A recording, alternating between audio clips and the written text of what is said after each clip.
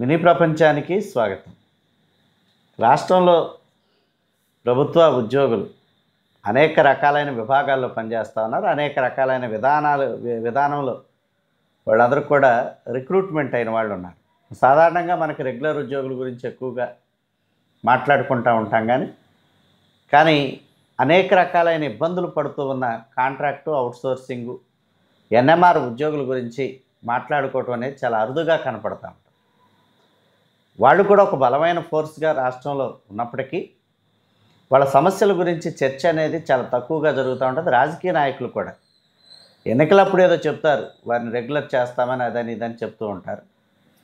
తీరా ఏరు దాటాక బోడి మల్లన్న అనే రీతిగా వాళ్ళ విషయంలో చాలా వరకు నిర్లక్ష్యం చేస్తూ ఉన్నారు.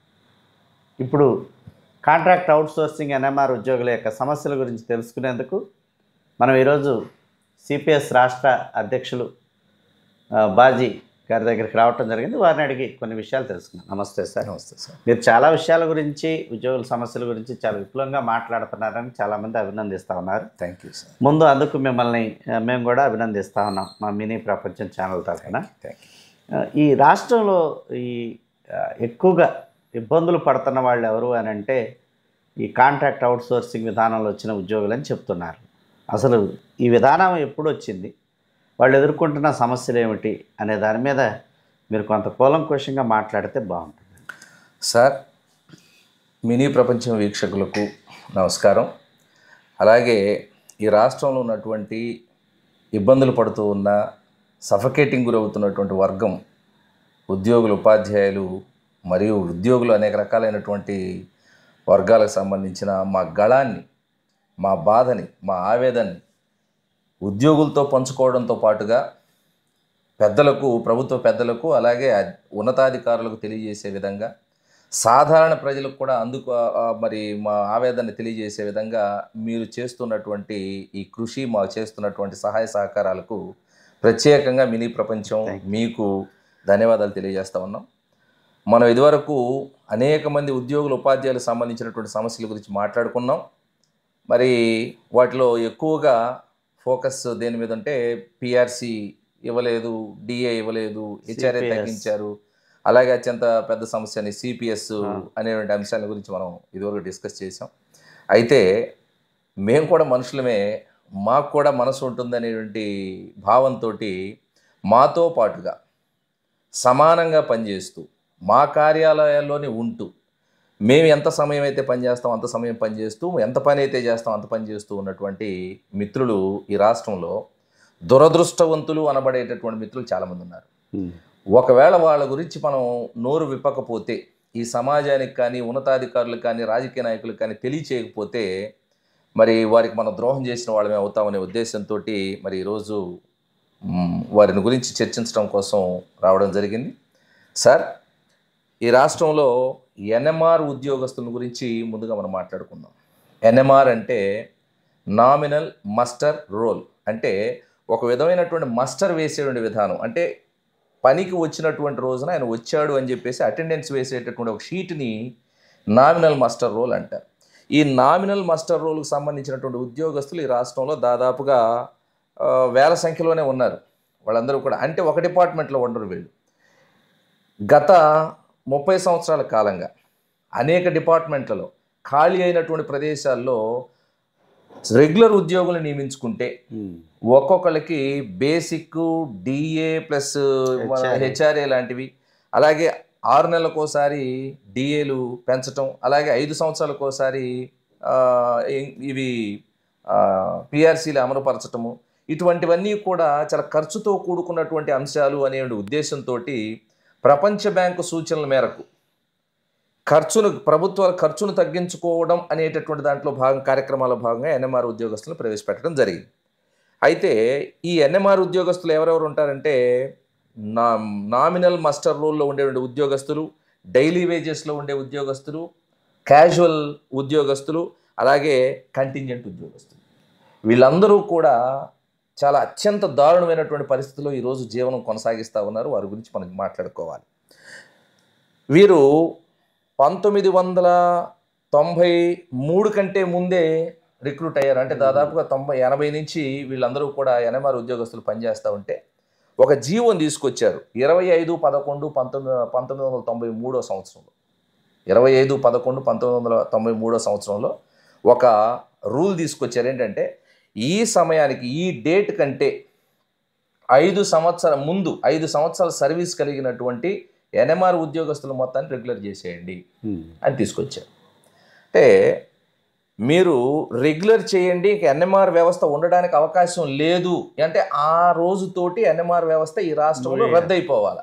రద్దయిపోవడం అంటే సాధారణ మనం ఏమనుకుంటాం, 25/11/1993 వరకు ఉన్నటువంటి ఉద్యోగస్తుల మొత్తాన్ని కూడా రెగ్యులర్ చేసి ఆ తర్వాత ఈ వ్యవస్థ ఇంకా కొనసాగదని చెప్తే అదొక విధానం.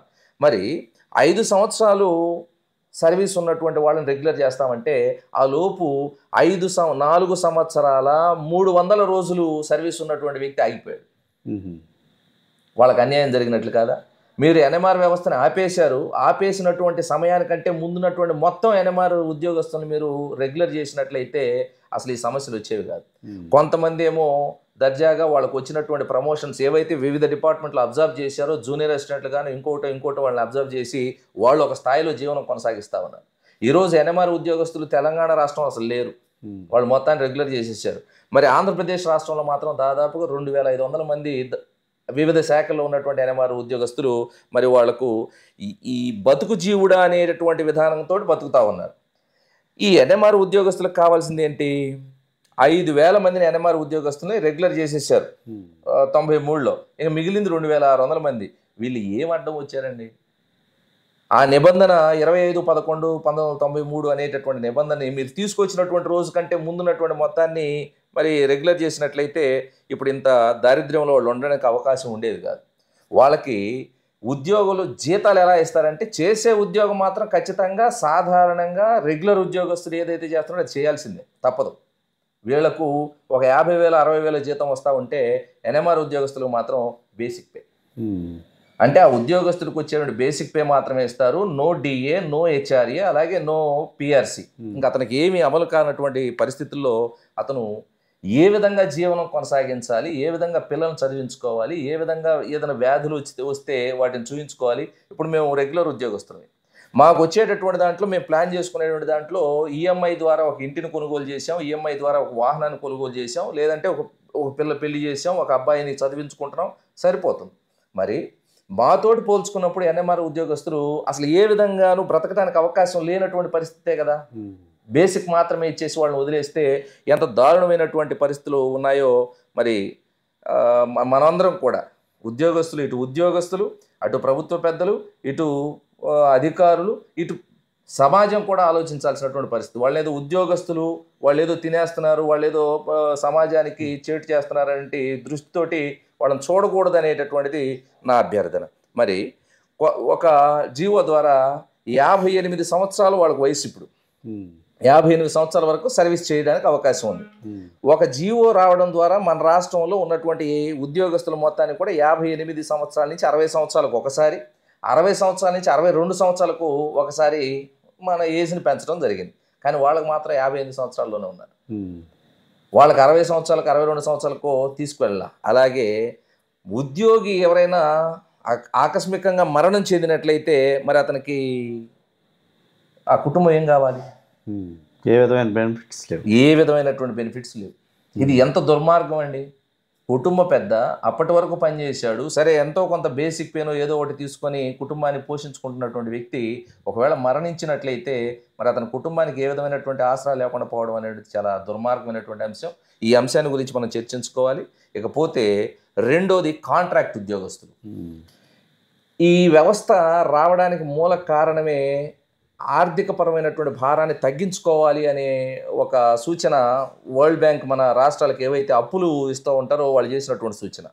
ఏంటి కాంట్రాక్ట్ అంటే ఈ కాంట్రాక్ట్ ఉద్యోగస్తుల్ని సాధారణంగా శాంక్షన్డ్ పోస్టులు, అంటే ఒక కార్యాలయంలో ఒక ఉద్యోగం శాంక్షన్ చేసేసి ఆర్థిక శాఖ ద్వారా శాంక్షన్ చేయబడినటువంటి ఒక పోస్ట్ ఉంటే ఆ శాంక్షన్ చేయబడినటువంటి పోస్ట్లో రెగ్యులర్ ఉద్యోగస్తుని నియమిస్తే ఒక 50,000 రూపాయలు అవుతుంది అనుకుంటే ఆ 50,000 రూపాయలు ఖర్చు తగ్గించుకోవడం కోసం ఇంకొక ఉద్యోగస్తుని కాంట్రాక్ట్ పద్ధతిలో తీసుకోవడం.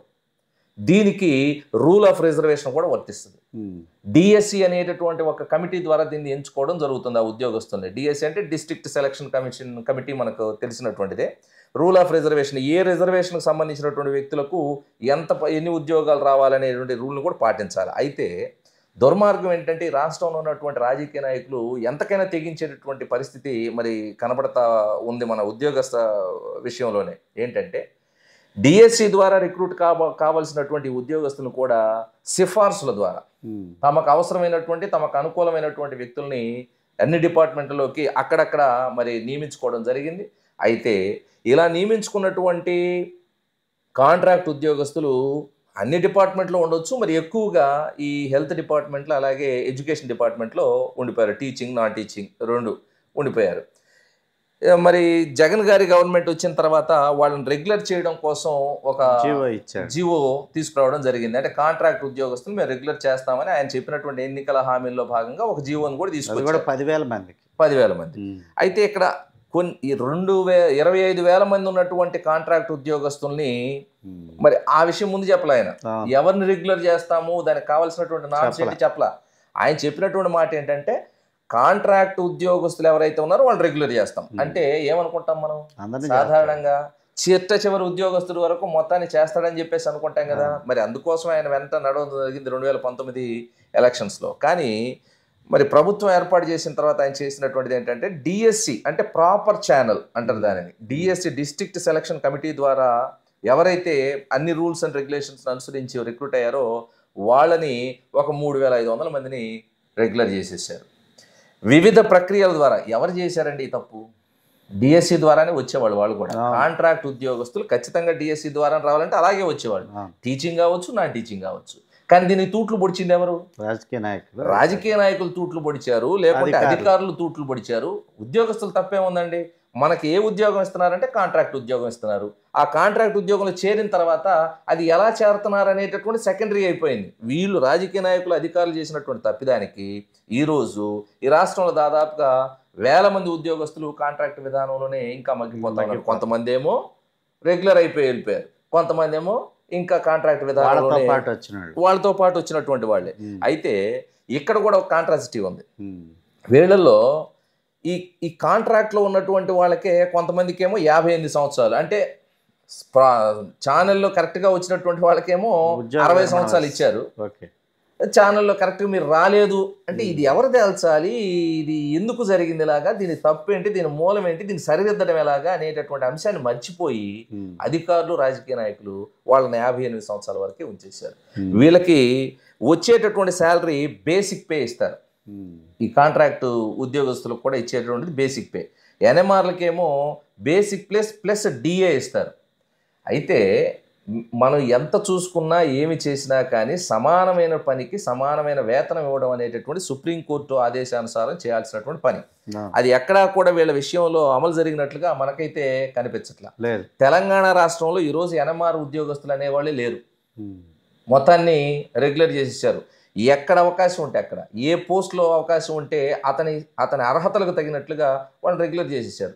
అంటే నిన్నటి వరకు కలిసి ఒక చోట పనిచేసుకున్నటువంటి ఉద్యోగస్తులు, ఆంధ్ర తెలంగాణకు సంబంధించినటువంటి ఉద్యోగస్తులు ఈరోజు వాళ్ళంతా రెగ్యులర్ అయిపోయి ఒక భద్రతతో కూడినటువంటి జీవితాన్ని జీవిస్తూ ఉంటే ఎందుకు మన రాష్ట్రంలో ఈ విధంగా ఈ ఉద్యోగస్తులు ఎవరైతే మీ మాటలు నమ్మి మీ వెనక మరి ఆ ఎలక్షన్ టైంలో నడిచారో, మిమ్మల్ని గుడ్డిగా నమ్మారో, మిమ్మల్ని అభిమానించారో, వీళ్ళ గొంతులు ఎందుకు పోస్తున్నారో అర్థం కానటువంటి పరిస్థితి. ఖచ్చితంగా ప్రభుత్వాలకు ఒక మాయను మచ్చగానే చెప్పుకోవాలి.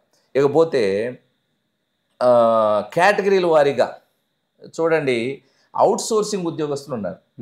వీళ్ళు చాలా డిపార్ట్మెంట్లలో ఉంటారు. నాకు తెలిసి దాదాపుగా అవుట్ సోర్సింగ్ ఉద్యోగస్తులు ఈ రాష్ట్రంలో 3 లక్షల మంది ఉన్నారు. ఈ అవుట్ సోర్సింగ్ ఉద్యోగస్తులు అక్కడ స్థానిక పరిస్థితులకు అనుగుణంగా వాళ్ళని తీసుకోవడం జరుగుతుంది. అయితే 1994 సంవత్సరం నుంచి ఆర్థిక సంస్కరణలో భాగంగా ఖాళీ అయినటువంటి ప్రదేశాల్లో లేదా ఇంకా వర్క్ ఫోర్స్ అవసరమైనటువంటి ప్రదేశాల్లో వీళ్ళ చేత పని చేయించుకోవడం కోసం మరి 1994 నుంచి వీళ్ళని తీసుకురావడం జరిగింది. అయితే ఇక్కడ దుర్మార్గం ఏంటంటే మొదట్లో ఏజెన్సీస్ ఉండేవి ఈ ఉద్యోగస్తులు, అవుట్ సోర్సింగ్ ఉద్యోగస్తులు సరఫరా చేయడానికి. ఏమండి ఇదేమన్నా బానిసలను సరఫరా చేసేటువంటి విధానమా? అవును. మీరు ఒక నోటిఫికేషన్ ఇచ్చి ఈ క్వాలిఫికేషన్ కలిగినటువంటి వాళ్ళు, ఈ పని అనుభవం కలిగినటువంటి వాళ్ళు రండి అంటే వచ్చి చేరిపోతారు. నేను నా క్వాలిఫికేషన్స్ అన్నీ కూడా ఉద్యోగానికి సరిపోయినప్పటికీ ఏదో ఒక ఏజెన్సీ ద్వారా మాత్రమే ఆ ఉద్యోగంలో చేరడానికి అవకాశం ఉంది. నేను డైరెక్ట్గా పోయి చేరడానికి అవకాశం లేదు.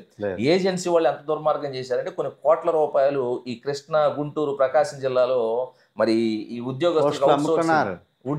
ఉద్యోగస్తులకు రావాల్సినటువంటి పోస్టులు అమ్ముకోవడం ఒక ఎత్తు, వీళ్ళకి వచ్చేటటువంటి జీతాలను కూడా ఎగ్గొట్టి ఈ రోజు అది సిబిఐ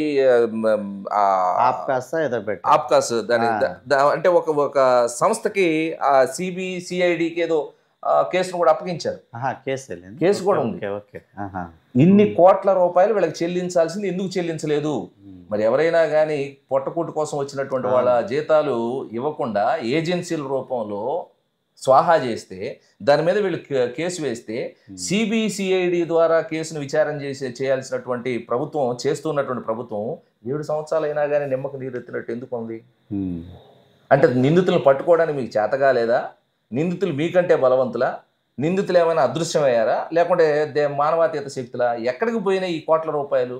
సమాధానం చెప్పాల్సినటువంటి అవసరం ఈ ప్రభుత్వ అధికారులకు ఉంది, ఈ ప్రభుత్వం మీద కూడా ఉంది. ఆ సిబిసిఐడి కేసు ఈరోజు 7-8 సంవత్సరాల నుంచి నో రిజల్ట్. వీళ్ళకి రావాల్సినటువంటి ఎగ్గొట్టినటువంటి ఆ కోట్ల రూపాయలు అసలే మూలిగే నక్క, దాని మీద తాటిపండు. వీళ్ళకి వచ్చే జీతాలు ఎంతండి? 13,085 రూపాయలు వాళ్ళకి వచ్చేది ప్రతి నెల. అది ఇప్పుడు, అంతకుముందు 3,000 రూపాయల నుంచి స్టార్ట్ అయింది. ఆ 3,000 రూపాయల జీతగాడి దగ్గర, 6,000 రూపాయల జీతగాడి దగ్గర, 13,000 రూపాయల జీతగాడి దగ్గర, అంటే నెలకు 13,000 సంపాదించేటటువంటి వాళ్ళ నోటికాడ కూడిని కూడా లాగేసుకోవడం కోసం ఏజెన్సీ వాళ్ళు ప్రయత్నం చేశారంటే, ఆ ఏజెన్సీ వాళ్ళని పట్టుకొని దండించి వీళ్ళకి న్యాయం చేయాల్సినటువంటి ప్రభుత్వాలు ఈ రోజు వరకు కూడా 8 సంవత్సరాలు అవుతున్నప్పటికీ సిబిసిఐడి లాంటి ప్రతిష్టాత్మకమైనటువంటి ఒక సంస్థకి కేసును అప్పగించి కూడా మీనమేషాలు లెక్క పెడుతున్నాయంటే ఇంకా ఎక్కడుంది న్యాయం, ఎక్కడుంది సమానత్వం, ఎక్కడుంది ధర్మం అనేటటువంటిది ప్రశ్నిస్తూ ఉన్నారు. అయితే ఈ అవుట్సోర్సింగ్ ఉద్యోగస్తుల్ని రకరకాలైనటువంటి వ్యధలకు గురి చేసినటువంటి పరిస్థితులు ఉన్నాయి మన రాష్ట్రంలో. 3 కేటగిరీలుగా చేశారు జీతాలు ఇవ్వడానికి. అంటే తంతే ఫుట్బాల్ అక్కడికి పోయి, వాడుదంతే ఇంకో చోటుకి పోయి, వాడుదంతే ఇంకో చోటుకు పోయేటువంటి ఫుట్బాల్ లాగా వాళ్ళు 3 కేటగిరీలుగా విభజించారు. ఒకటి గ్రామ స్థాయి, రెండోది వచ్చేసి పట్టణాలు అంటే మున్సిపాలిటీలు, మూడోది వచ్చేసి మున్సిపల్ కార్పొరేషన్స్. అంటే దీన్ని బట్టి మేము జీతాలు ఇస్తాము, మీరు అక్కడ నివసిస్తూ ఉంటారు కాబట్టి మీకు వచ్చేటువంటి ఆదాయంలో కూడా, వ్యయాల్లో కూడా తేడా ఉంటుంది కాబట్టి ఆదాయంలో కూడా తేడా చూపిస్తా ఉన్నారు. తర్వాత అది నిలబడలేదు అనుకోండి. ఆ తర్వాత 2019వ సంవత్సరం ఎలక్షన్ల తర్వాత అధికారంలోకి వచ్చినటువంటి జగన్ గారు ఆప్కాస్ అనేటటువంటి వ్యవస్థను ఏర్పాటు చేశాడు. ఏంటి ఆప్కాస్ అనేటటువంటిది అంటే, ఒక 90,000 మందిని క్వాలిఫికేషన్స్ కలిగినటువంటి సరైనటువంటి విధానంలో వచ్చినటువంటి 90,000 మందిని ఈ ఆప్కాస్ కింద ఒక గ్రూప్గా ఏర్పాటు చేశారు. అంటే వీళ్ళని మాత్రమే అవుట్ సోర్సింగ్ విధానంలో సెక్యూర్డ్ పోస్ట్గా చేయడం జరిగింది. వీళ్ళని తొలగించడానికి అవకాశం లేదు. మరి మొత్తం మీద ఉన్నటువంటి 3,50,000 మంది ఉంటే ఆప్కాస్లో 90,000 మందిని తీసుకొచ్చి అక్కడ పెడితే మరి మిగతా 2,60,000 మంది అవుట్ సోర్సింగ్ ఉద్యోగస్తుల పరిస్థితి ఏంటి? వాళ్ళు ఎటు పోవాలి? ఏం తినాలి? ఎవరికి మొరబెట్టుకోవాలి? ఇది దౌర్భాగ్యమైనటువంటి పరిస్థితి. అయితే వీళ్ళకు జరుగుతున్నటువంటి నష్టం చూడండి. అవుట్ సోర్సింగ్ ఉద్యోగస్తులకు ఇచ్చేదేమో జానెడు, వాళ్ళ పనేమో బారెడు, ఇకపోతే వాళ్ళ బాధలు అనేటటువంటివి అనంతం. ఆప్కాస్లోకి తీసుకురావడం వలన వాళ్ళకి జరిగినటువంటి న్యాయం ఏంటంటే 1వ తారీఖు జీతం ఇస్తున్నారు. బాగుంది, 1వ తారీఖు జీతం ఇస్తున్నారు 13,085 రూపాయలు, అలాగే 15,000 రూపాయలు. వీళ్ళలోనే స్కిల్డ్ పర్సన్స్ ఎవరైతే కంప్యూటర్ బేస్డ్ నాలెడ్జ్ ఉన్నారో వాళ్ళకు 18,000 రూపాయల దాకా జీతం వస్తూ ఉంది. స్కిల్ లేనటువంటి వాళ్ళు 13,085 రూపాయలు ప్రతి నెల అందుకుంటా ఉన్నారు. అయితే ఇక్కడ వచ్చేటటువంటి ఇబ్బంది ఏంటంటే, వీళ్ళందరినీ కూడా ప్రభుత్వ ఉద్యోగులతో సమానంగా సిఎఫ్ఎంఎస్ దాంట్లో చూపించడం జరిగింది, ఐడి ఇవ్వడం జరిగింది ఈ అవుట్ సోర్సింగ్ ఉద్యోగస్తులు కూడా. ఈ సిఎఫ్ఎంఎస్ ఐడి ఇస్తే మంచిదే కదా అని చెప్పేటువంటి ఉద్దేశం ప్రభుత్వం వాళ్ళు చేయడం జరిగింది. కానీ దానివల్ల జరిగినటువంటి ప్రమాదం, దానివల్ల జరిగినటువంటి ఇబ్బందులు ఏంటంటే, నష్టం ఏంటంటే, 13,000 రూపాయలు ప్రతి నెల జీతం అందుకుంటున్నటువంటి ఒక ఉద్యోగస్తుడు ఇక ప్రభుత్వం అందించేటటువంటి ఏ విధమైన పథకాలు కూడా అర్హత లేకుండా పోయాడు. వాళ్ళకు వాళ్ళ ఆధార్ని ఎంటర్ చేయగానే this is a government employee అని వస్తుంది. అంటే వాళ్ళ ఆధార్ కార్డులో ఉన్నటువంటి వాళ్ళ తల్లిదండ్రులకు కూడా వృద్ధాప్య పెన్షన్ 4,000 రూపాయలు రాకుండా కూడా ఆగిపోయింది. వాళ్ళకి ఇంటి స్థలాలు రావు, రేషన్ కార్డు లేదు, ఏ విధమైన ప్రభుత్వ పథకాలు అందవు. ఈ విధమైనటువంటి దౌర్భాగ్య పరిస్థితిలో 13,000 రూపాయలతోటి ఈ రాష్ట్రంలో ఉన్నటువంటి ఎవరు బతకగలరో ఒకసారి అర్థం చేసుకోండి. ఉద్యోగస్తుడు అని చెప్పేసి ఒక డెఫినేషన్ ఇచ్చిన తర్వాత వాళ్ళని కలుపుకున్న తర్వాత వాళ్ళు CCA రూల్స్ ఫాలో కావాలి, కోడ్ ఆఫ్ కండక్ట్ ఫాలో కావాలి. అంటే ఇతర ఏ ఆదాయం వచ్చేటటువంటి పనులు వాళ్ళు చేయడానికి అవకాశం లేదు. చేస్తే నేరం కదా, చేసేటువంటి అవకాశం లేదు కదా. ఆ CCA రూల్స్ను ప్రవేశపెట్టిన ప్రభుత్వమే కదా. మరి 13,000 రూపాయల జీతం తీసుకొని ఏ పని చేయకుండా నీకు మాత్రం ఊడిగం చేస్తూ ఉదయం నుంచి సాయంత్రం వరకు ఆఫీసులో ఉంటూ ఎలా బ్రతకాలి? 13,000 రూపాయలకి ఈ రాజకీయ నాయకులు కానీ, ఈ పెద్ద పెద్ద దర్జాలు వెలగబెట్టేటటువంటి IAS IPS అధికారులు కానీ సమాధానం చెప్పగలరా ఈరోజు వాళ్ళు ఆ 13,000 రూపాయలు తీసుకొని బ్రతుకుతున్నటువంటి ఉద్యోగస్తులకు? చాలా దారుణం. మీరు ఎంత ఉద్యోగం చేస్తున్నారో దానికి డబుల్ పని వాళ్ళు చేస్తూ ఉన్నారు. చాలా ప్రమాదకరమైనటువంటి పరిస్థితుల్లో కూడా వాళ్ళు ఉద్యోగాలు నిర్వర్తిస్తూ ఉన్నారు. మీరు AC రూమ్లో కూర్చుంటారు బ్రహ్మాండంగా, AC కార్లలో తిరుగుతారు బ్రహ్మాండంగా, మీకు కావాల్సినటువంటి అలవెన్స్లన్నీ కూడా వస్తాయి బ్రహ్మాండంగా, సెంట్రల్ గవర్నమెంట్ నుంచో లేకుంటే స్టేట్ గవర్నమెంట్ నుంచో వస్తాయి. అలాగే ఈ రాష్ట్రంలో అవినీతి చేస్తూ ఉన్నటువంటి అధికారులు అని చెప్పేసి ప్రజలు ఎవరైతే సమాజంలో చెప్పుకుంటా ఉన్నారో ఆ వర్గంలో ఈ కంటింజెంట్ ఎంప్లాయీస్ కానీ, NMRs కానీ, అవుట్ సోర్సింగ్ వాళ్ళు కానీ ఎవరైనా ఉన్నారు? ఎవరుండరు. మరి ఎవరుంటారు? పెద్ద పెద్ద స్థానాల్లో ఉండి మేము ఈ రాష్ట్రం మొత్తాన్ని నడిపిస్తూ ఉన్నాము, రాష్ట్రంలో ఉన్నటువంటి ఉద్యోగ వ్యవస్థ మొత్తాన్ని నడిపిస్తూ ఉన్నాము, అసలు యంత్రాంగాన్ని నడిపిస్తుంది మేమేం చెప్పుకునేటువంటి వాళ్ళే కదా. ఈరోజు కోట్ల రూపాయలు స్వాహా చేసి కూడబెట్టి అల్టిమేట్గా ఈ చిన్న బక్క చచ్చినటువంటి ఉద్యోగులు ఎవరైతే ఉన్నారో, ఈ కాంట్రాక్టు, అవుట్ సోర్సింగ్, NMR అలాగే ఈ VRA వ్యవస్థ ఎవరైతే ఉన్నారో వాళ్ళ ప్రాణాల మీదకు తీసుకొచ్చి వాళ్ళు పబ్బం గడుపుకుంటా ఉన్నారు. పని అయితే ఒత్తిడి మామూలుగా ఉండదు. ఏ ఒక్క ఉద్యోగస్తుడు కూడా సమానంగా చేయాలి. ఖచ్చితంగా రెగ్యులర్ వాళ్ళకంటే ఎక్కువగానే వీళ్ళు పనిచేస్తూ ఉన్నటువంటి సందర్భాలు కూడా మనం డిపార్ట్మెంట్ మరి అంతే కదండి. అతను రెగ్యులర్ ఉద్యోగస్తుడు కాబట్టి పని చేయి అని చెప్పేసి అంటే ఇప్పుడు చేయాల్సినటువంటి పరిస్థితి ఉంది ఆ ఆఫీసుల్లో. సో ఈ విధంగా CFMSలో తీసుకొచ్చి రెగ్యులర్ ఎంప్లాయీస్లో చూపించడంతో వీళ్ళకి రావాల్సినటువంటి బెనిఫిట్స్ అన్నీ వెళ్ళినాయి. వీళ్ళకి ఏం కావాలంటే మినిమం టైం స్కేల్. ఈ రాష్ట్రంలో మినిమం టైం స్కేల్ 26,000. అంటే సాధారణంగా ఒక కుటుంబం బ్రతకడానికి అవసరమైనటువంటిది, ఒక ఉద్యోగం చేస్తూ బ్రతకడానికి అవసరమైనటువంటి అత్యంత తక్కువ స్కేల్ ఏంటంటే 26,000. ఆ 26,000 రూపాయల స్కేల్ని వీళ్ళకి అమలు చేయాలని చెప్పేసి మేము కోరుతాము. అది ఏమైనా ప్రభుత్వం హామీ ఇచ్చిందండి? ప్రభుత్వ హామీ కాదు, ఉన్నటువంటి రూల్స్లోనే ఉంది. అది మినిమం టైం స్కేల్ అంటారు కదా దానిని. అంటే ఏ ప్రభుత్వ ఉద్యోగి కూడా ఇంతకంటే తక్కువ ఉండడానికి అవకాశం లేదు. జీవన ప్రమాణాలకు అనుగుణంగా 26,000 రూపాయలు ఇవ్వాల్సినటువంటి పరిస్థితి ఉంది. అయితే అవుట్ సోర్సింగ్ ఉద్యోగస్తులో కూడా విచిత్రకరంగా 30 సంవత్సరాల నుంచి సర్వీస్ చేస్తున్నటువంటి అవుట్ సోర్సింగ్ ఉద్యోగస్తులు ఉన్నారు. 13,000. ఎవరికైనా అదే జీతం. ఈ రోజు చేరినటువంటి అవుట్ సోర్సింగ్ ఉద్యోగస్తులు కూడా అదే 13,000. ఇది ఎంత దౌర్భాగ్యం, ఎంత దుర్మార్గం అండి. అంతే కదా. ఇప్పుడు ఆ 30 సంవత్సరాల నుంచి పనిచేస్తున్నటువంటి ఉద్యోగస్తులు ముసలోడు అయిపోయారు. సంవత్సరానికి 1,000 పెంచినా కూడా చాలా ఉంది. ఖచ్చితంగా కనీసం పెంచాలి కదా. అతనికి DA లేదు, అతనికి PRC లేదు, అతనికి హౌస్ రెంట్ అలవెన్స్ లేదు, అతనికి ఇంకే విధమైనటువంటి బెనిఫిట్స్ లేవు కదా. లేనప్పుడు మినిమం అంటే ఇక్కడ 30 సంవత్సరాల క్రితం సాధారణ వ్యక్తులకు ఇచ్చేటువంటి సామాజిక పెన్షన్ ఎంత ఉంది, ఈ రోజు సామాజిక పెన్షన్ ఎంత ఉంది, రేపు ఎన్నికల హామీల్లో రాబోయేటటువంటి సామాజిక పెన్షన్ ఎంత ఉండబోతుంది. కానీ వీళ్ళ బతుకులు మాత్రం మారడానికి అవకాశం లేదు. 13,000 రూపాయలు 30 సంవత్సరాల నుంచి కూడా 3,000 నుంచి 6,000 నుంచి 2,000 నుంచి 900 నుంచి ఈ అవుట్ సోర్సింగ్ ఉద్యోగస్తులు వచ్చారండి. 900 రూపాయలు జీతం తీసుకొని పనిచేశారు వీళ్ళు. ఎంత పని చేస్తారు వీళ్ళు? 900 కదా మాకు ఇస్తున్నారు, మేమేం పని చేయమని చెప్పేసి ఊరుకునేటువంటి పరిస్థితి ఎవరన్నా అధికారుల దగ్గర ఉందా? ఊరుకోరు. సాధారణ ఉద్యోగస్తులు చేసేటువంటి పని కంటే వీళ్ళు 4 రెట్లు ఎక్కువే చేయాల్సినటువంటి అవసరం ఉందిలే, కానీ ఇక ఊరుకోవడానికి అవకాశం లేదు. వీళ్ళు అడుగుతున్నటువంటిది ఏంటంటే 5 సంవత్సరాల ఒక పీరియడ్ని తీసుకొని 5 సంవత్సరాల పీరియడ్ని తీసుకొని ఆ పీరియడ్కి కొంత జీతాన్ని కలుపుతూ అప్పుడున్నటువంటి పరిస్థితులు, పప్పు ఉప్పుల ధరలు కావచ్చు, ఇంటి రెంట్లు కావచ్చు, మరి అవన్నీ కూడా ఎవరికి మారేవి కాదు. ఈ రోజు మీకు ఎంతైతే హౌస్ రెంట్ ఉంటుందో నాకు కూడా అంతే ఉండాలి.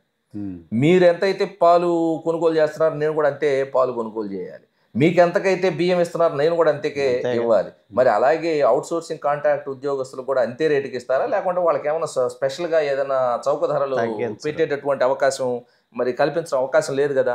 అలాగే ఇక్కడ మట్టి ఖర్చులు ఈ ఉద్యోగస్తులు 13,000 రూపాయలు తీసుకొని ఉండేటువంటి ఉద్యోగస్తులు ఎవరైతే ఉన్నారో వీళ్ళు మరణిస్తే మట్టి ఖర్చులకు 15,000 రూపాయలు ఇస్తున్నారు. వీళ్ళు డిమాండ్ ఏంటంటే పెద్ద డిమాండ్స్ ఏం కాదు వీళ్ళవి. అంటే ఈ రాజకీయ నాయకులు మేము అది ఇస్తాము ఇది ఇస్తాము ఇది ఫ్రీ అది ఫ్రీ అని చెప్పేటటువంటి వాటిలో చాలా చిన్న డిమాండ్స్.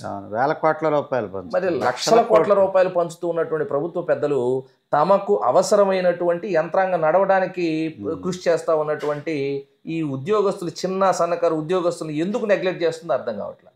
15,000 రూపాయలు మట్టి ఖర్చులు అంటున్నారు. ఉదాహరణకి ఒక వ్యక్తి చనిపోతే గొంత దవ్వడానికి 5,000 రూపాయలు అడుగుతున్నారు ఈరోజు. మరి 15,000 రూపాయల మట్టి ఖర్చులకు ఏ విధంగా సరిపోతాయని ప్రభుత్వ ఉద్దేశం మాకు అర్థం కావట్లేదు. 15,000 రూపాయల నుంచి 25,000 రూపాయలు చేయమని వాళ్ళు అడుగుతున్నారు. ఇది అసాధ్యమా? ఇది పెద్ద అమోఘమా? మీరు ఇచ్చేటువంటి పథకాలు ఇది కూడా ఒక పథకం అని ఇచ్చేసేయచ్చు కదా. ఎంతమంది ఉన్నారు వాళ్ళందరూ కూడా ప్రభుత్వాల కోసం పనిచేసేటువంటి వ్యక్తులే కదా. అలాగే సాధారణ మరణం, ఈ అవుట్సోర్సింగ్ ఉద్యోగస్తులు ఎవరైనా చనిపోతే వాళ్లకు ఏ కారణం లేకుండా చనిపోయినా కానీ సర్వీస్లో ఉండగా చనిపోయినట్లయితే 2 లక్షల రూపాయలు వాళ్ళకు అది ఎక్స్గ్రేషియా ఇచ్చేటువంటి అవకాశం ఉంది. అయితే వాళ్ళు అడుగుతున్న పెద్ద విషయమే కాదు. అది ఏంటంటే 5 లక్షలు పెంచండి.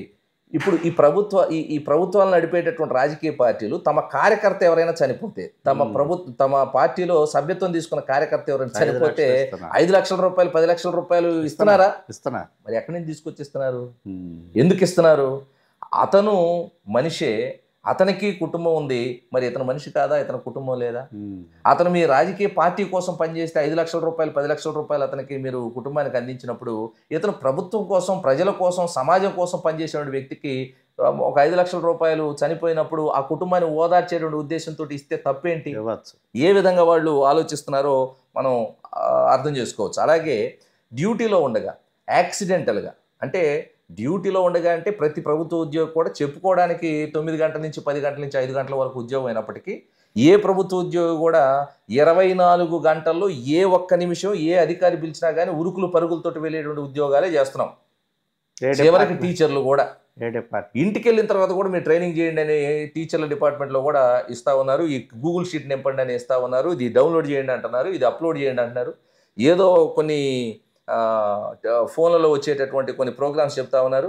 ఆ ప్రోగ్రామ్స్ ఒకటి అలా నొక్కితే 5 నిమిషాల్లో 1 GB డేటా ఎగిరిపోతా ఉంది. అట్లాంటివి కూడా ఇస్తా ఉన్నారు టాస్క్లు. అవి ఎప్పుడు చేయాలి సార్ అంటే ఇంటికి వెళ్ళి చేయండి అంటున్నారు. అంటే మాది కూడా 24 గంటల ఉద్యోగమే. వీళ్ళు 24 గంటల ఉద్యోగం చేసేటువంటి సందర్భాల్లో యాక్సిడెంట్కి గురైనట్లయితే, ఏదైనా ప్రమాదవశాత్తు మరణం సంభవించినట్లయితే వాళ్ళకి ఇప్పటి వరకు ప్రభుత్వం ఇస్తున్నటువంటి నామ్స్ ప్రకారంగా 5 లక్షల రూపాయలు ఇస్తా ఉన్నారు. అయితే చనిపోయినటువంటి కుటుంబ పెద్దను వెనక్కి తీసుకురావడానికి అవకాశం లేదు. పోషణకర్త మరి అతను కుటుంబాన్ని అప్పటి వరకు పోషించాడు కాబట్టి ఆ కుటుంబం దిక్కులేనిది అయిపోతుంది కాబట్టి మరి ఆ కుటుంబంలో ఎవరైనా ఉండొచ్చు, వృద్ధులైన తల్లిదండ్రులు ఉండొచ్చు, పెళ్లి కాని పిల్లలు ఉండొచ్చు, చదువుకుంటున్న పిల్లలు ఉండొచ్చు, పెళ్లి కావలసినటువంటి పిల్లలు ఉండొచ్చు, ఎవరైనా ఉండొచ్చు. మరి భార్యకు బాగోపోవచ్చు, పిల్లలకు బాగోపోవచ్చు. ఏ ఖర్చులకైనా కానీ ఈరోజు 5 లక్షల రూపాయలు అంటే అది ఏ విధంగా అంటే వీళ్ళ ఎవరికి కూడా కంపాషనేట్ అపాయింట్మెంట్ లేనటువంటి సందర్భంలో 10 లక్షల రూపాయలుగా దాన్ని పెంచాల్సిందిగా మేము డిమాండ్ చేస్తా ఉన్నాం. 5 లక్షల రూపాయలని 10 లక్షలు. అలాగే చనిపోతే మీతో మాకు సంబంధం లేదు, ఇంకొక వ్యక్తిని మేము తీసుకొచ్చి పెట్టుకుంటాము, ఇంకొక కట్టుబానిసని మేము పెట్టుకుంటామని చెప్పేసి అనే విధానంలో ప్రభుత్వాలు చెప్తా ఉన్నాయి. మేమేమంటామంటే రిటైర్డ్ అయిపోతే ఓకే, అతను బ్రతికుంటాడు లేదా ఏదైనా సంపాదించుకుంటాడు, ఏదైనా వస్తాయి, అది మనం చెప్పలేనటువంటి అంశం. ఒకవేళ చనిపోతే కారుణ్య నియామకం ఏదో ఒకటి ఇవ్వండి, ఇందులోనే ఇవ్వండి. అప్పటి వరకు ఆ బ్రతికినటువంటి ఎంతో కొంత సగం కూడి తిని, ఒక పూట తిని ఒక పూట తినకుండా కూడా 13,000 రూపాయలతో అంతకంటే మనమేమో పంచపక్ష పరిమాణాలు తినేటువంటి అవకాశం లేదు కాబట్టి ఒక పూట తిని ఒక పూట పస్తుండేటువంటి ఆ కుటుంబాలకు కారుణ్య నియామకం ఇవ్వండి. అలాగే 60 సంవత్సరాలకు వాళ్ళకు సర్వీస్ని పెంచండి. అలాగే ఉద్యోగ భద్రత లేదు వాళ్ళకి. పాపం అవుట్సోర్సింగ్ ఉద్యోగస్తులు ఎవరైతే ఉన్నారో వాళ్ళు ఉద్యోగంలో చేరిన తర్వాత ఏ ప్రభుత్వం వస్తే ఆ నామ్స్ని మార్చేసి ఎవరిని తీసేస్తుందో తెలియనటువంటి పరిస్థితి. ఒక రాజకీయ నాయకుడు తన దగ్గర పనిచేస్తున్నటువంటి కార్యకర్త ఎవరైతే ఉన్నారో ఒక డిగ్రీ క్వాలిఫికేషన్స్ తోటి, సార్ నేను వచ్చాను మీకు చాలా పని చేశాను సార్, నేను ఆ బూత్లో నేను ఏజెంట్గా ఉన్నాను, లేకుంటే ఊరు మొత్తం తిరిగానని చెప్పే అంటే ఉన్నటువంటి ఒక ఉద్యోగస్తుడిని అవుట్ సోర్సింగ్ ఉద్యోగస్తుని వాడిని తొలగించి ఇంకో ఉద్యోగస్తుని పెట్టుకునే అవకాశాలు కూడా ఉన్నాయి. అప్కాస్ అనేటువంటి దాంట్లో 90,000 మందికే ఇచ్చారు. మరి మిగతా 2,60,000 మందిలో ఎవరినైనా బీకేయచ్చు, ఎవరినైనా తీసుకోవచ్చు. ఇదంతా కూడా రాజకీయ నాయకులు అలాగే ఉన్నతాధికారుల దయా దాక్షిణ్యాల మీద ఆధారపడి జీవించేటువంటి బ్రతుకులుగా వీళ్ళకి మారిపోయినాయి. కాబట్టి ఆ విధానం మార్చాలని చెప్పేసి అంటున్నాం. ఎవరైతే కాంట్రాక్ట్ అయినా కానీ, ఎన్ఎంఆర్ అయినా కానీ, అవుట్ సోర్సింగ్ అయినా కానీ ఉద్యోగిగా ఒక డిపార్ట్మెంట్లో చేరిన తర్వాత అతనికి భద్రత ఉండాలి. అతన్ని అంత తేలిగ్గా తొలగించేటటువంటి అవకాశం ఉండకూడదు. ఎందుకంటే మా ఇష్టం వచ్చినట్లు మేము వైకుంఠపాళి ఆడతాం మీ జీవితాలతో అంటే అక్కడెక్కడో ఏదో సందర్భంలో మంచి ఉద్యోగాన్ని వదులుకొని ఇక్కడికి వచ్చాడేమో అవసరమైనటువంటి సందర్భాలు. మరి ఇప్పుడు ఉన్న పళంగా అర్ధాంతరంగా అతని ఉద్యోగం తొలగిస్తే అతను ఎక్కడికి వెళ్ళాలి? అలాగే వీళ్ళతో పాటుగా మరొక విచిత్రమైనటువంటి వర్గం ఒకటి మన రాష్ట్రంలో ఉంది. అదేంటంటే విఆర్ఏలు, విలేజ్ రెవెన్యూ ఆఫీసర్. వాళ్ళ పేరు మార్చారు. ఇంతకుముందు గ్రామ నౌకరు, అలాగే వెట్టి అనే రెండు వ్యక్తులను మరి మోతాదులు, వాళ్ళని ఇప్పుడు విఆర్ఏలు అంటున్నారు. ఏంటి ఇందులో రెండు వర్గాలు ఉన్నాయి. ఒకటి వారసత్వంగా వచ్చినటువంటి ఉద్యోగస్తులు, వాళ్ళనే గ్రామ నౌకరని లేకుంటే వెట్టి అని అంటారు. ఇంకొక వర్గం వెట్టి గ్రామ నౌకరు అంటానికి అవకాశం లేనటువంటి వర్గం ఉంది. ఏంటంటే ఏపీపీఎస్సి అంటే ఈ రాష్ట్రంలో అత్యున్నతమైనటువంటి వర్గం నుంచి ఉద్యోగస్తుల నుంచి కింది స్థాయి ఉద్యోగస్తుల వరకు ఒక మంచి శక్తివంతమైన, తెలివైన, విజ్ఞానవంతులైన, మరి స్కిల్ కలిగినటువంటి వ్యక్తుల్ని రిక్రూట్ చేసుకొని ప్రభుత్వానికి అందించేటువంటి ఒక వ్యవస్థ ప్రభుత్వం ఏర్పాటు చేసుకుంది, ఆంధ్రప్రదేశ్ పబ్లిక్ సర్వీస్ కమిషన్. ఆ పబ్లిక్ సర్వీస్ కమిషన్ ద్వారా మరి 2012-14 సంవత్సరాల్లో 6,000 మంది విఆర్ఏలుగా ఎంపికయ్యారు. అప్పుడు వాళ్ళకు ఉన్నటువంటి క్వాలిఫికేషన్ ఎంత? 10th క్లాస్ పెట్టారు. అయితే మన రాష్ట్ర దౌర్భాగ్యం, మన దేశ దౌర్భాగ్యం అని తెలియదులే కానీ, మన రాష్ట్రంలో కానీ దేశంలో కానీ ఒక చిన్న ఉద్యోగం వేస్తే ప్రైవేట్దైనా సరే 1000 మంది పోటీ పడేటువంటి పరిస్థితి మీరు గమనించారు. అన్ని 1000 మంది పోటీ పడేటువంటి ఆ పరీక్షల్లో 10వ తరగతి క్వాలిఫికేషన్ మీద పెట్టినటువంటి పరీక్షలలో ఒక 6,000 మంది రిక్రూట్ అయ్యారు. అంతకుముందు ఉన్నటువంటి వెట్టి గ్రామ నౌకరు వాళ్ళతో పాటుగా అదనంగా ఒక మంచి స్కిల్డ్ వర్క్ ఫోర్సు 6,000 మందిని తీసుకున్నారు రాజశేఖర రెడ్డి గారి టైంలో. అప్పుడు మొదట్లో వాళ్ళకి ఇచ్చినటువంటి జీతము 3,000. ఆ తర్వాత కిరణ్ కుమార్ రెడ్డి గారి ప్రభుత్వంలో వాళ్ళకు పెంచినటువంటి జీతం, అంటే పెరుగుతున్నటువంటి ధరలకు అనుగుణంగా, జీవన ప్రమాణాలకు అనుగుణంగా వాళ్ళు కూడా బ్రతకాలి కాబట్టి కిరణ్ కుమార్ రెడ్డి గారు ఒక 6,000 రూపాయలు చేశారు. అలాగే గౌరవనీయులు ప్రస్తుత ముఖ్యమంత్రి గారు ఉద్యోగుల ఉపాధ్యాయుల పాట కాస్తో కోస్తో మరి కటువుగా వ్యవహరించినప్పటికీ వాళ్ళ బాగోగులు చూసుకునేటువంటి ఒక పెద్ద మనసు ఉన్నటువంటి వ్యక్తిగా ఆయన 10,500 రూపాయలకు వాళ్ళకు జీతాన్ని పెంచడం జరిగింది. ఎప్పుడు పెంచారు ఈ 10,500 రూపాయలు? దాదాపుగా 7-8 సంవత్సరాల క్రితం పెంచారు. ఆ 7-8 సంవత్సరాల్లో మీరు 10,500 రూపాయలకు పెంచినటువంటి జీతం అలాగే ఉంది, ధరలన్నీ ఆకాశాన్ని అంటినాయి. ఈరోజు 50,000, 60,000 రూపాయలు తీసుకునే ఉద్యోగస్తులు కూడా 20వ తారీఖు 25వ తారీఖు వచ్చేప్పటికి తన ఈఎంఐలు మొత్తం కట్టుకోవడం ద్వారా చివరికి 5 రోజులు అప్పుల్లోకి వెళ్లాల్సినటువంటి పరిస్థితే ఉంది. ఈ రానటువంటి డిఏలు, రానటువంటి పిఆర్సీల వల్ల మరి వీళ్ళు ఎట్లా బతకాలా? 10,500 రూపాయలతోటి మరి బ్రతుకుతున్నారంటే గత ప్రభుత్వం ఏం పెంచలేదండి? ఏం పెంచలేదు. వాళ్ళ పరిస్థితి అలాగే ఉంది. విషయం ఏంటంటే వీళ్ళు 10వ తరగతి క్వాలిఫికేషన్ అని ఫిక్స్ చేసి వాళ్ళని రిక్రూట్ చేసినప్పటికీ వాళ్ళందరూ కూడా గ్రాడ్యుయేట్స్. అందరూ ఉంటారు, అందరూ గ్రాడ్యుయేట్సే, ఒక్కళ్ళు కూడా 10th లో లేరు. ఆ వెట్టి అనేటటువంటి వాళ్ళు ఎవరైతే వారసత్వంగా ఉద్యోగం పొందారో వాళ్ళు మాత్రం క్వాలిఫికేషన్స్ లేకుండా వాళ్ళు అలాగే ఉండిపోయారు. వీళ్ళు మాత్రం ఏపీపీఎస్సి ద్వారా వచ్చినటువంటి ఉద్యోగస్తులు మాత్రం 12-14 సంవత్సరాలు వచ్చినటువంటి వాళ్ళు వీళ్ళందరూ గ్రాడ్యుయేట్స్ అయిపోయారు. ఈ గ్రాడ్యుయేట్స్కి ఒక ఇన్స్ట్రక్షన్, ఒక జీవో ఇవ్వడం జరిగింది. ఏంటంటే 1 సంవత్సరానికి 30% ఏ డిపార్ట్మెంట్లలో ఖాళీ ఉన్నా ఈ విఆర్ఏలకు ఆఫీస్ సబార్డినేట్గా ఇవ్వచ్చు, జూనియర్ అసిస్టెంట్గా ఇవ్వచ్చు, ఇంకో రకమైనటువంటి పోస్ట్ తోటమాలి, హమాలి, ఇంకో ఏ విధమైనటువంటి పోస్టులు అయినా వీళ్ళకి ప్రభుత్వ శాఖలలో ఎక్కడైనా ఇవ్వడానికి అవకాశం ఉంది. అంటే అలాగే ఇవ్వండి అని చెప్పేసి ఇన్స్ట్రక్షన్స్ కూడా ఉన్నాయి ఓ జీవో ప్రకారంగా. అది 30% ఈ రోజు వరకు అమలు చేయట్లా. ఎన్నిసార్లు చెప్పినా అమలు చేయట్లా. వీళ్ళు మరి ప్రమోషన్ తీసుకోవడానికి అవసరమైనటువంటి క్వాలిఫికేషన్ సంపాదించారు. అలాగే సిపిటి అని ఇందాక మనం చెప్పుకున్నాం, కంప్యూటర్ ప్రొఫిషియన్సీ టెస్ట్ అని. అంటే ఇప్పుడు ప్రస్తుతం అంతా కూడా కంప్యూటరైజ్డ్ ఆఫీసెస్ జరుగుతున్నాయి కాబట్టి వాళ్ళకి కావాల్సినటువంటి క్వాలిఫికేషన్ సంపాదించుకున్నారు. వీళ్లకు మరి ఈ రోజు వరకు కూడా 8 సంవత్సరాల నుంచి ప్రమోషన్లు ఇవ్వడానికి మీనమేషాలు లెక్క పెడతా ఉన్నారు. దేనికి సంకేతం ఇది? ఇంకెక్కడ సంక్షేమ రాజ్యం అంటే చాలా సందర్భాల్లో మనం చూసేది ఏంటంటే అండి, సార్? ఈ కాంట్రాక్ట్ ఉద్యోగుల దగ్గరికి వచ్చేటప్పటికి వైద్యారోగ్య శాఖ అన్నారు కాబట్టి మీరు, వాళ్ళు డిఎస్సి ద్వారా వచ్చిన వాళ్ళకి 100% గ్రాస్ శాలరీ ఇమ్మన్నారు. వీళ్ళు ఎవరు ఉన్నారు? కాంట్రాక్ట్ హెల్త్ అసిస్టెంట్లు, కాంట్రాక్ట్ ల్యాబ్ టెక్నీషియన్లు, కాంట్రాక్ట్ ఫార్మసిస్టులు, అవును వీళ్ళందరూ కూడా డిఎస్సి కాంట్రాక్ట్ స్టాఫ్ నర్సులు. అవును వీళ్ళందరూ డిఎస్సి ద్వారా వచ్చిన వాళ్ళకి 100% గ్రాస్ శాలరీ ఇవ్వాలని చెప్పి కృష్ణబాబు 2023 సెప్టెంబర్ 11 జీవో ఇచ్చాడు. కానీ మీరు అదే ఇప్పుడు అంటున్నారు కదా, వాళ్ళు జీవోలు ఇస్తారు, వాటిని అమలుపరచాలి. ఈ రోజు కూడా దాన్ని అమలుపరచాలి. అంటే వీళ్ళు జీవోలు ఇచ్చి వీళ్ళే అమలుపరచకపోతే మరి అసలు వీళ్ళని ఏమనాలి గవర్నమెంట్లో? అసలు ఎంత దుర్మార్గం, ఎంత దౌర్భాగ్యం అంటే, జీవో అంటే గవర్నమెంట్ ఆర్డరు మనకు ఒక డేట్ వేసి ఇచ్చినటువంటి చెక్కు లాంటిది. ఈ చెక్కు ఏ బ్యాంక్లో వేసుకున్నా, ఏ బ్రాంచ్లో వేసుకున్నా చల్లాల. ఎప్పటికైనా కానీ దాని మీద ఒక నమ్మకం ఉండాలి. ప్రభుత్వం మీద మనుషులకు ఉండే నమ్మకం ఏంటంటే జీవోనే. జీవో ఇచ్చారు అంటే ఒకప్పుడు, అంటే దాదాపు 10-15 సంవత్సరాల క్రితం ఏ సంఘం పోరాటం చేసినా జీవో కోసం చేసేది. అంటే జీవో వస్తే అది ఖచ్చితంగా అమలు జరిగిద్ది, మనకు కావాల్సినటువంటి ప్రతిఫలం వస్తుంది అనే ఒక నమ్మకం ఉండేది. ఈరోజు జీవోలు ఇచ్చి దాదాపుగా 5-6 సంవత్సరాలు 7 సంవత్సరాలు అవుతున్న సందర్భంలో జీవోలను అమలుపరచండి అని ఉద్యమాలు జరుగుతున్నటువంటి విచిత్రకరమైనటువంటి పరిస్థితి మన రాష్ట్రం. చాలా దౌర్భాగ్యం. అసలు ఈ జీవోల్ని మీరు ఇచ్చారు మరిచారు అని చెప్పేసి హైకోర్టులోను సుప్రీంకోర్టులోను ఛాలెంజ్ చేసిన హైకోర్టులు సుప్రీంకోర్టులు అంటే అత్యున్నత న్యాయస్థానాలు, మరి ఆ రాజ్యాంగాన్ని కాపాడేటువంటి సంస్థలు, అవి ఎందుకు మీరు ఈ జీవో ఇచ్చి అమలు చేయట్లేదు, చెయ్యండి అని చెప్పేసి డైరెక్షన్స్ ఇచ్చినా చేయరు. చేసినటువంటి దాఖలాలు అయితే నాకు తెలిసి 10% కంటే తక్కువే. ఒకవేళ ఈ ప్రభుత్వంలో ఉండేటటువంటి రాజకీయ పార్టీలు ఏవైతే ఉన్నాయో దీని ద్వారా మనకు మేలు జరుగుతుంది అనుకుంటే మాత్రమే దాన్ని అమలు చేస్తూ ఉన్నారు.